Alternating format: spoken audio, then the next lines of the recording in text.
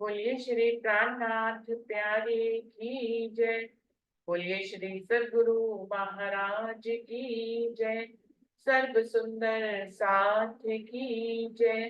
प्रणाम जी, सभी सुंदर साथ जी को प्रेम प्रणाम जी।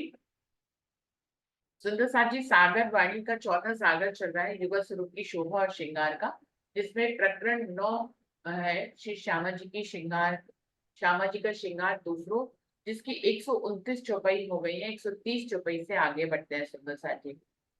और अंगुरियां अंगुरियों बिछुआ करे स्वर रसाल, हीरे और लसुनिया मानिक रंग अति लाल।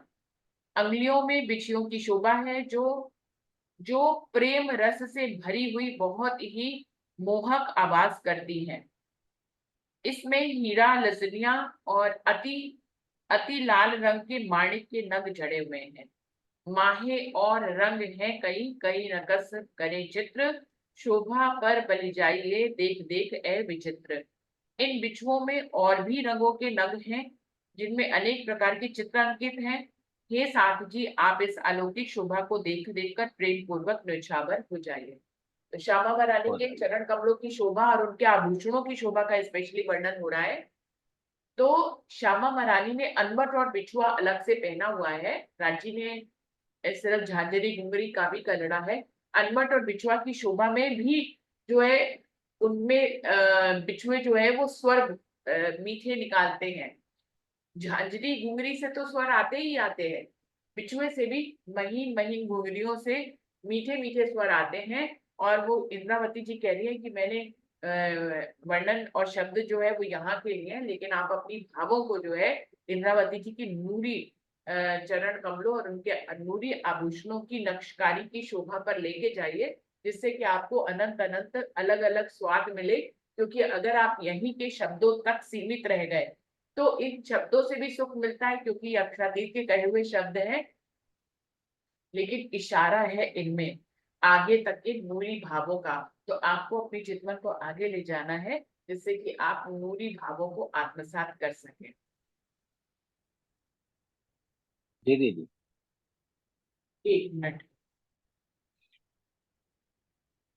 नरेश भाई जी, आप चौपाई दोबारा पढ़ दें, मुझे लग रहा है कि रिकॉर्डिंग में रह गई है। आप दोबारा पढ़ दें। जी दीदी को। जी।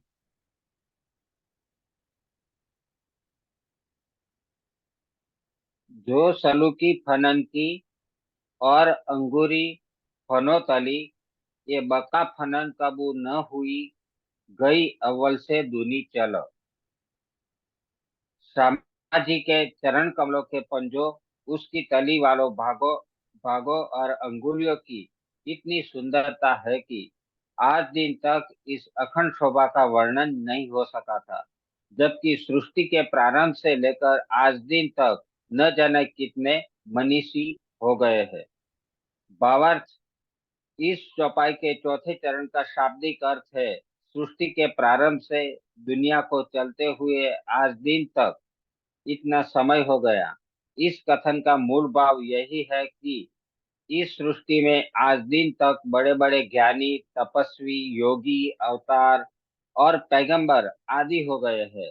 उपरोक्त विभूतियां इस ब्रह्मांड की थी, इसलिए दूनी चल के कथन का प्रयोग किया गया है। सलूकी नखन की और छवि अंगुरियों, खूबी सिफत चरण की, कही न जाए जुबा सो। श्यामा जी के नखों की सुंदरता अद्वितीय है, तो अंगुलियों की शोभा अनुपम। उनके चरणों की विशेषता की जो अनंत महिमा है, उसका वर्णन इस जीवा से हो पाना कदापि संभव नहीं है। नाम जी। मैं नरेश भाई जी आपको ये बता रही थी कि आप पहली मीटिंग में नहीं थे। तो वहां एक जी। भाव क्या आया था कि राजी और श्यामा जी ने दोनों ने झांझरी घुंघरी कावी कलड़ा पहना हुआ है। तो इन दोनों की शोभा झांझरी घुंघरी कावी कलड़ा की एक से एक अलग अलग है। उनकी नक्शकारी, उनके रंग, उनके नग सब अलग अलग है कि एक से है। आप क्या देखते हैं? दीदी वो तो, हाँ मैं तो यही देखता हूँ कि जब वहाँ परम धाम के अंदर राज्य अलग नहीं है, तो फिर वहाँ का आभूषण, वहाँ के जो हमारी नजर में जो आता है ना, वो वही है। मेरा कहने का मतलब कि हम जो देखना चाहते हैं, हम हम दोनों एक देखना चाहते हैं कि दोनों की काबी करला अलग है, एक जैसा ही है तो एक जैसा है। हम चाहते हैं कि अलग हमको देखना है, जैसे हमारा दिल चाहे वैसा वो आभूषण हो जाता है। ऐसा मेरा भाव है दीदी। जैसे प्रतिभा दीदी का कहना था कि पुरुष के आभूषण चाहे चरणों में पहने हो काल माया के भाव से अगर देखे तो वो बजने वाले नहीं होते, मतलब वो एक अलग ढंग के होते हैं। और जो स्त्री पहनती है चरणों में आभूषण वो बजने वाले होते हैं, मधुर ध्वनि वाले होते हैं। तो वो एक अलग शेप और रंग और आकार के होते हैं, और पुरुषों के अलग होते हैं। उस हिसाब से अलग अलग ही राज्य पुरुष भाव में है, श्यामा जी स्त्री भाव में है। चाहे दोनों ही राज्य हैं, लेकिन जो रूप धारण किया है हकीकत के रूप में वो श्यामा जी का स्त्री का रूप है और राज्य का पुरुष का रूप है। तो उस हिसाब से झांझरी घुंघरी काभी कलड़ा अलग भी होने चाहिए। और कुछ सुंदर साथ ने कहा कि हमें तो एक से ही दिखता है, खाली हमें अनवर और बिछुआ श्यामा जी ने जो अलग से पहना हुआ है वो अलग दिखता है। बाकी झांझरी घुंघरी काभी करड़ा की शोभा एक से दिखती है। लेकिन नरेश भाई जी ने कहा कि ये दोनों ही हो सकते हैं। आपके अंदर कैसी आप भावलीनता में आ रहे हैं या आपके ऊपर है। अगर आप राजी श्यामा जी की झांझरी घुंघरी काभी करना को एक सी शोभा में देखना चाहेंगे तो वो एक से दिखेंगे। लेकिन अगर आपका ये भाव है कि पुरुष के थोड़े से अलग आभूषण होते हैं, स्त्री से आप अलग देखना चाहेंगे तो वो अलग भी दिखेंगे। तो दोनों ये जानबूझ के मैंने ये प्रश्न रखा था जिससे कि हमें दूसरों के भावों को भी आत्मसात करने का मौका मिले कि वो कैसे देखते हैं। तो अति सुंदर कि जैसा भी आप देखना चाहें वैसे दिख सकते हैं। या आपकी दिल की इच्छा के हुए परम धाम में दिल की इच्छा से ही शादी शोभा चलती है, तो ये तो हमें पहले से मालूम है कि दिल की इच्छा के अनुसार देखते हैं। लेकिन आपकी इच्छा भी कैसी होती है, एक से देखने की होती है कि अलग से देखने की होती है, इस भाव को यहाँ पर जानना चाहता है, इसलिए ये बात उठाई थी। तो दोनों ही किसी कोई सुंदर साथ एक साथ देखना चाहते हैं। अब हमें ये पता लगा कि कोई सुंदर साथ राज्य श्यामा जी की झांझरी घुंघरी काभी करना की शोभा को एक साथ ही देखना चाहते हैं, वो उसको अलग नहीं देखना चाहते। लेकिन कोई सुंदर साथ अपनी चितवन में इसको अलग भी देखते हैं। दोनों भाव सत्य हैं, महत्वपूर्ण है। लेकिन दोनों ही हो सकते हैं क्योंकि परम धाम में मनचाही बादशाही है। कहिए एक ही सुंदर साथ एक बार चितवन में उनको अलग अलग देखे, दूसरी बार चितवन में उसके भाव बदल भी सकते हैं। कोई भाव जरूरी थोड़ी ना एक से ही रहेंगे, टिके ही रहेंगे कि हमेशा एक से ही देखने हैं। तो अभी वो अलग भी देख सकते हैं। तो अपने ऊपर है, हम कैसा भी कर सकते हैं चितवन में। तो हम दोनों ढंग से देख सकते हैं, एक से भी देख सकते हैं और अलग से भी देख सकते हैं। सुंदर सा जी एक और भाव आ रहा है मेरा, मैं रिकॉर्डिंग रोक के उसको रख जी।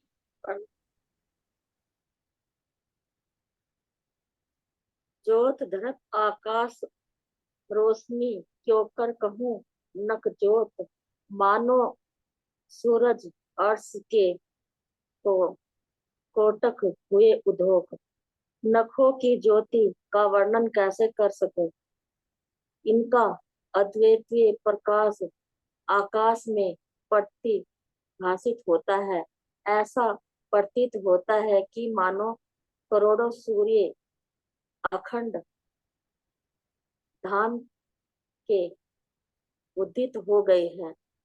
तो अंगूठे चरण के और खूबी उंगलियों शोभा सुंदर फनन की आवत ना सिखत मोह।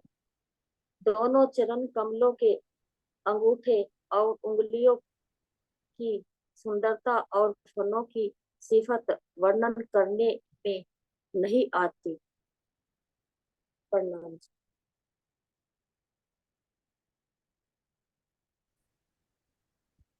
जी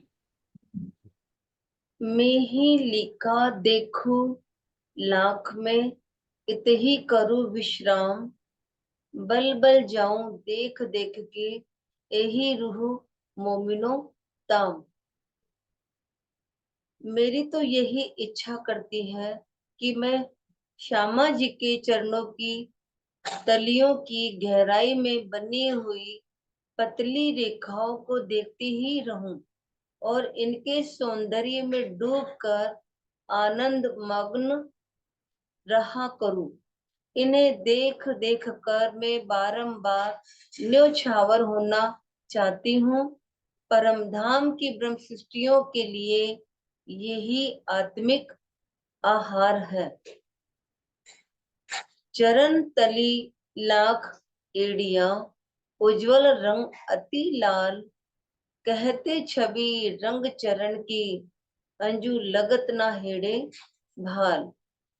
चरणों की तलियों की गहराई तथा एड़ियों का रंग उज्ज्वलता में गहरी लालिमा लिए हुए हैं। अद्वितीय सौंदर्य से भरपूर इन चरणों की शोभा का वर्णन करते हुए हाय हाय मेरे हृदय में अभी भी भाले क्यों नहीं लगते। भावार्थ, कलेजा फट जाना, दिल का टुकड़े टुकड़े हो जाना और दिल में तीर या भाला लगने आदि का कथन अलंकारिक है। इस तरह की अभिव्यक्ति उस समय की जाती है जब अपने प्राण प्रिय वस्तु से या तो वियोग हो जाए या उसे किसी को देना पड़े अथवा शब्दों में व्यक्त करना पड़े। इस तरह के कथनों में विरह प्रेम की एक टीस आह सी छिपी रहती है। इस चौपाई में भी महामती जी के हृदय की यही पीड़ा व्यक्त हो रही है कि किस कठोर हृदय से वह इस अलौकिक शोभा को कह पा रही है। सौंदर्य के सागर को देख लेने के पश्चात तो बोलना हृदय की निष्ठुरता को ही दर्शाता है।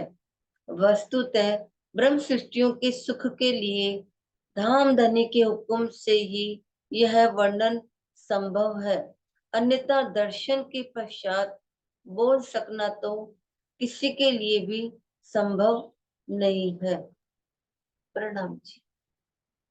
फिर इंद्रावती जी कह रही कई सखिया मेरे ऊपर कोई संशय न करने लग जाए कि राज्य की शोभा में खोने के बाद फिर इंद्रावती इतना बोल कैसे रही है। एग्जाम्पल तो भंवरे का देती हैं कि फूल दीपक को देखकर जो पतंगा अपने शरीर को पूरा उसके ऊपर नछावर करता है, वो दूसरे को खबर देने नहीं जाता कि देखो भाई दीपक जल रहा है, दूसरे पतंगे को कहने जाए कि तुम भी आकर दीपक के ऊपर की रोशनी में खुद को देखो। तो वो कह रहे कि उदाहरण तो ऐसे दे रही इंद्रावती, खुद हमें बताने के लिए पूरी ब्रह्मवाणी कह दी। तो वो इंद्रावती जी कह रही है ऐसा संशय मत करिएगा, क्योंकि वर्णन तो देखिए कितना महीन वर्णन है। श्यामा महारानी के चरण कमलों का वर्णन, उनके उनमें पहने हुए आभूषणों का वर्णन, फिर एड़ी का वर्णन, पंजे का वर्णन, उसमें उसकी लालिमा का वर्णन, फिर उसमें महीन महीन जो लकीरें होती हैं वहां तक का वर्णन। सुंदर सा जी एक आसान बात नहीं है चितवनी में इतनी गहराई तक देखना। सभी सुंदर साथ अपने आप को तौले मोलेंगे तो देखेंगे कि क्या वो चितवनी में इतनी गहराई तक जाते कि वो श्यामा वरानी के चरण कमलों की लकीरों को भी देखें, उनकी जो है एड़ी और पंजे के बीच की गहराई को भी देखें, उसकी लालिमा को भी देखें। मेरे ख्याल से चरणों के आभूषणों को देखना फिर सुंदर साथ के लिए आसान है, लेकिन एक एक लकीर को देखना, एक एक लाइन को देखना इतनी आसान बात नहीं है। चितवन में इतनी गहरी चितवन के लिए कई घंटों बैठने पड़ेंगे। तो इंद्रावती जी के धाम हृदय में राज्य श्यामा जी युगल स्वरूप विराजमान है, इतनी गहरी सुंदरता का भी वो वर्णन कर रही है। फिर भी वो हमें बता रही है, सारी कहानी की बात है कि बिता रही है। तो बता जब कोई इतनी राज्य श्यामा जी की इतनी गहरी चितवनी कर ले, वो फिर मुख से कैसे ही बोल पाए, नहीं बोल सकता है। तो इंद्रावती जी कह रही है लेकिन मैं बोल रही हूँ। तो राज्य का हुक्म मुझसे बुलवा रहा है। वो कह रही है मैं नहीं बोल सकती थी, मुझ में सामर्थ्य नहीं थी कि मैं बोल पाती ये श्यामा मानेजी के चरण कमल कैसे हैं, आभूषण कैसे हैं, उनकी नक्शकारी कैसी है, लकीरें कैसी हैं, ये मैं नहीं बोल सकती थी। ये राज्य का हुक्म बुला रहे क्योंकि राज्य महाराज ने जैसे मेरे धाम हृदय में आए ना, वैसे सब रूहों को भी वही स्वाद देना चाहते हैं। इसलिए उन्होंने अपने नख से छेककर एक एक लकीर तक का, उनकी हाथों और पैरों के में जो एक एक लकीर है उस तक का वर्णन इंद्रावती जी से कराया। तो इंद्रावती जी कह रही मेरे ऊपर कोई संशय मत कर लेना रूहों, मैं नहीं बोल रही, ये राज्य का हुक्म बुलवा रहा है और वो इसलिए बुलवा रहा है क्योंकि वो आपको भी इतना इतना महीन महीन स्वाद भी देना चाहते हैं, आपको भी वहां तक के नूरी भावों में लाना चाहते हैं, इसलिए वो मुझसे इतना वर्णन करवा रहे हैं।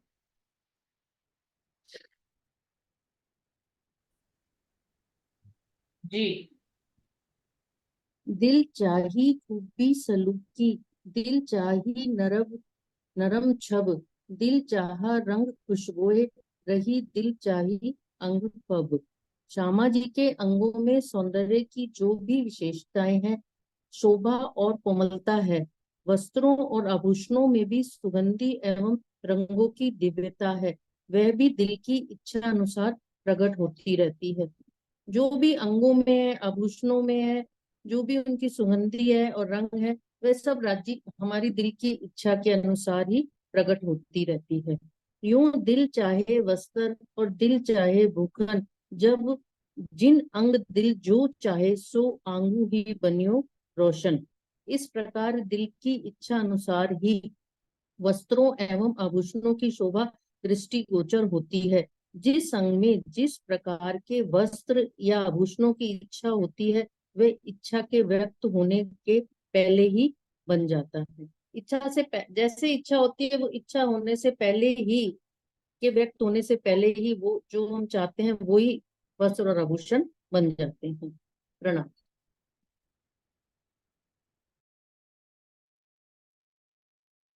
और नरेश भाई की वाली बात आ गई। देखिए, ये तो हम लोग को पहले भी मालूम है, लेकिन दोबारा से रिमाइंड कर दी कि झांझरी गुंगी काबी कलड़ा या वस्त्र और आभूषणों की शोभा को रूह जैसा देखना चाहती है, दिल की चाहना के अनुसार वो वैसे ही दिखाई देते हैं।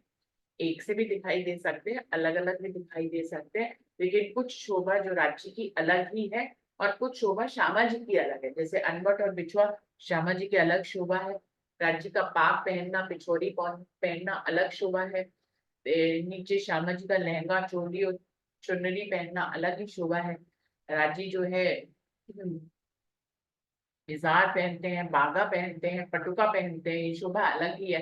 तो इन शोभा को हर सुंदर साथ अलग ढंग से देखता है। बाकी आभूषणों की बात है तो झांझरी घुंगरी काबी करना को अलग अलग भी देख सकते हैं और एक सा भी देख सकते हैं। बहुत ही सुंदर श्यामा वरानी का वर्णन चल रहा है, इंद्रावती जी कर रही है। जी।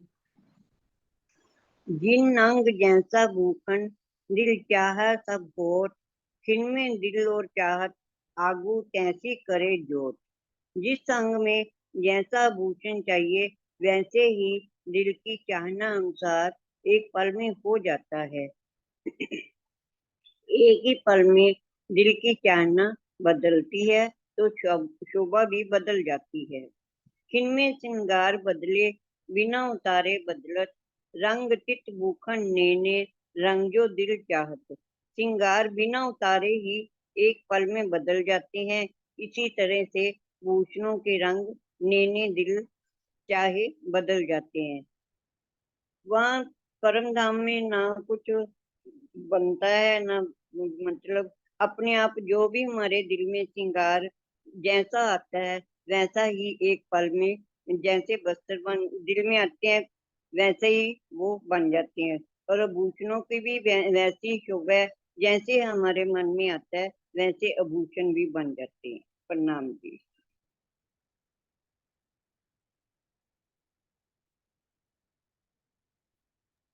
सुंदर साथी, इसमें एक भावार्थ है, लिखा हुआ है कि खिनमें श्रृंगार बदले बिना उतारे बदलत, रंग तित भूकर नए नए रंग जो दिल चाहत। हृदय में इच्छा मात्र से पल भर ही वस्त्रों या आभूषणों का श्रृंगार बदल जाता है, इसके लिए उन्हें उतारने की आवश्यकता नहीं पड़ती है। दिल की इच्छा अनुसार नए नए रंगों के नए नए आभूषण तुरंत ही दृष्टिगोचर होने लगते हैं। यहाँ ये संशय प्रकट होता है कि जब परम धाम में इच्छा मात्र से ही पल भर में अनेकों प्रकार के श्रृंगार प्रकट हो जाते हैं, तो क्या ये नई वस्तु का निर्माण नहीं हुआ? क्योंकि परम धाम में तो कहते हैं कि कुछ नया नहीं होता है।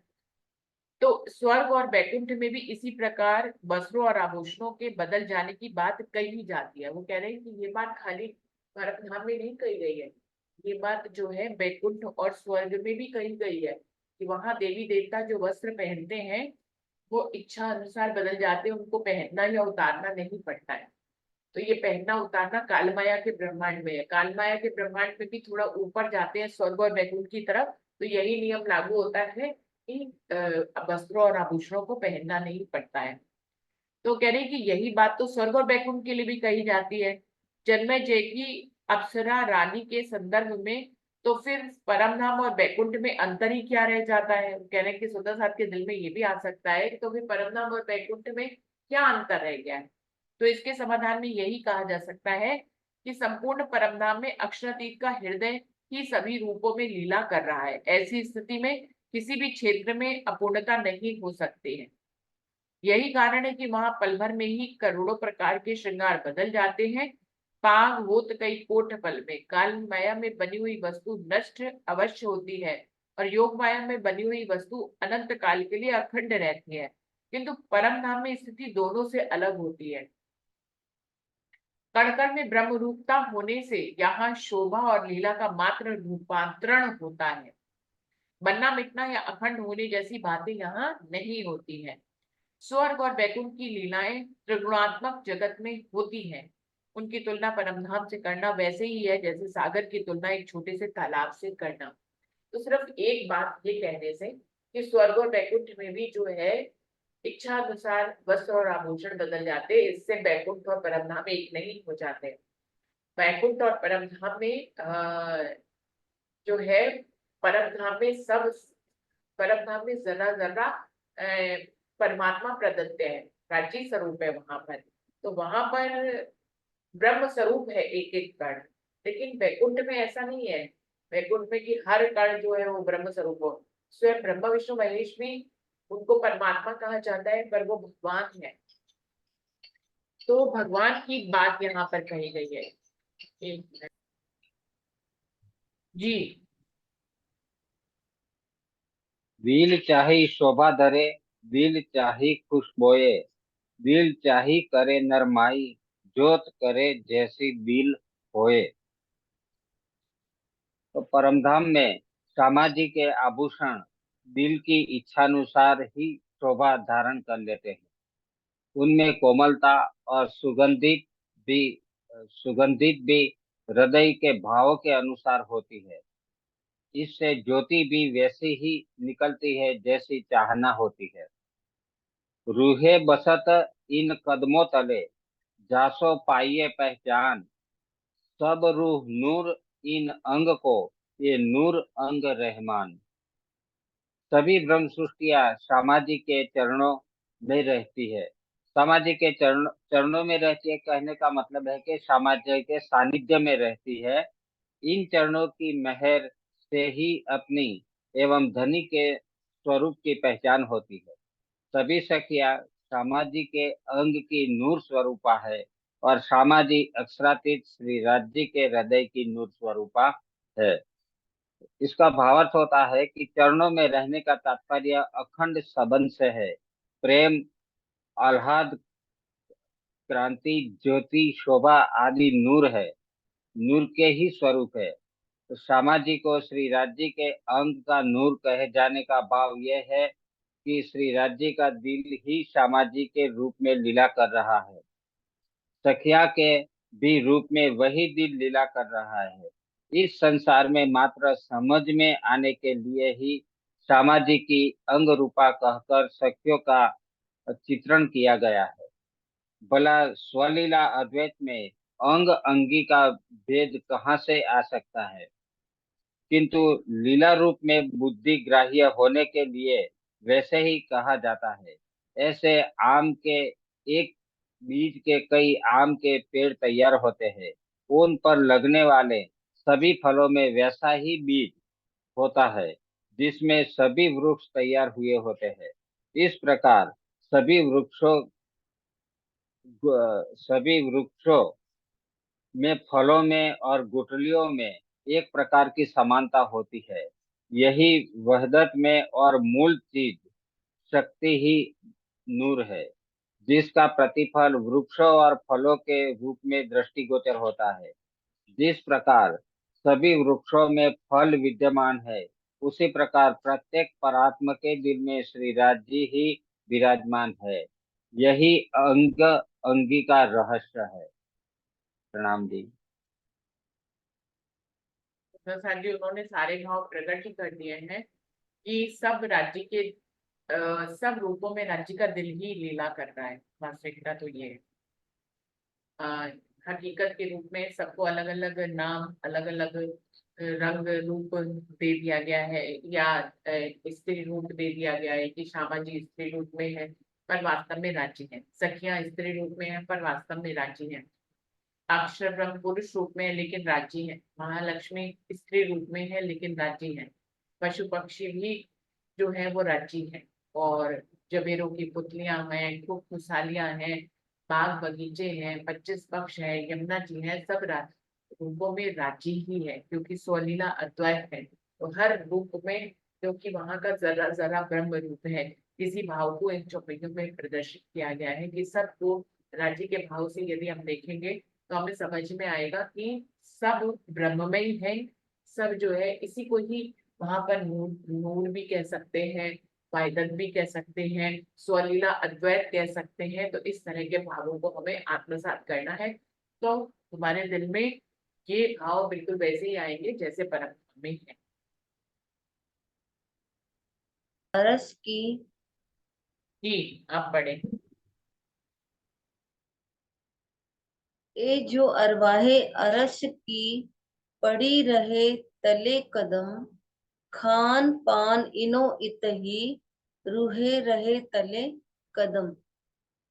परम धाम की ब्रह्म सृष्टियां हमेशा ही श्यामा जी के चरणों में निवास करती है। इनका आत्मिक आहार, खाना पीना भी इन चरणों में ही प्राप्त होता है।